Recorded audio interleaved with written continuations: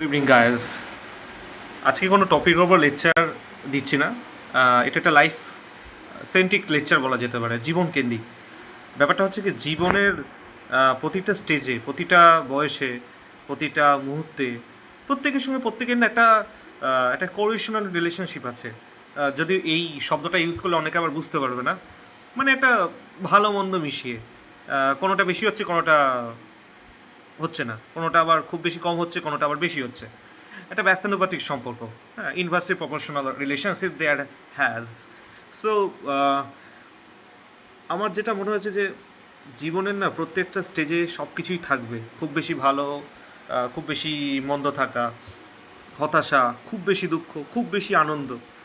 এবং এই যে একটা বিভিন্ন ধরনের যে এই যে rhythmic version difference colour that we have been seen in daily lifes, আমরা প্রত্যেকটা সময় প্রতিটা মুহূর্তে বিভিন্ন ধরনের রং দেখতে পাচ্ছি।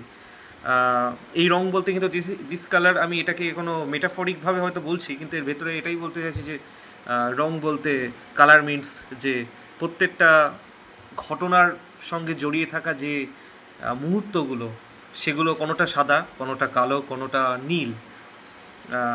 এই তিনটে রং বললাম এই কারণে বিকজ কোনোটা আবার লাল, কারণ এই যে চারটে রংটা বললাম ফর কালার্স, এটা খুব বেশি এই প্রত্যেকটা কালারের মধ্যে একটা বেশি খুব ডিপার সাইকোলজিক্যাল ফিলিংস আছে, একটা মনস্তাত্ত্বিক একটা ব্যাপার আছে এবং খুব বেশি আকর্ষণ করে। প্রত্যেকটা মুহূর্তে বাঁচতে হবে আমাদেরকে এবং সব কিছুই থাকবে। এবং জীবনটা না, if we compare with the ocean, or I think সবচেয়ে ভালো হবে if we compare with the universe. হ্যাঁ, ইউনিভার্স, মহাবিশ্বের সঙ্গে যেই তুলনা করি আমাদের জীবনটাকে, ঠিক তাই।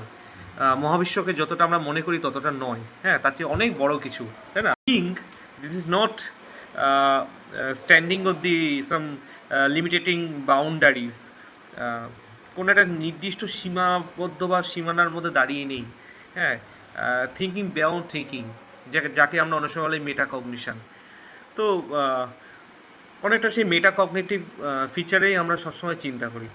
তো এইভাবেই চিন্তা করাটাই উচিত, কারণ খুব বেশি স্কেপটিজম সকল্ড হওয়াটা উচিত নয়, মানে সংশয়বাদ হওয়াটা উচিত নয়। বেশি সংশয়বাদ হয়ে গেলে আবার মুশকিল, সেটা আবার অনেকটা প্রবলেম। আবার খুব বেশি ন্যারো মাইন্ডেড হয়ে গেলেও সমস্যা, এবং সেটা না একটা এমন একটা পিছু টান রেখে দেবে যেটা না সামনের দিকে এগোতে দেবে না।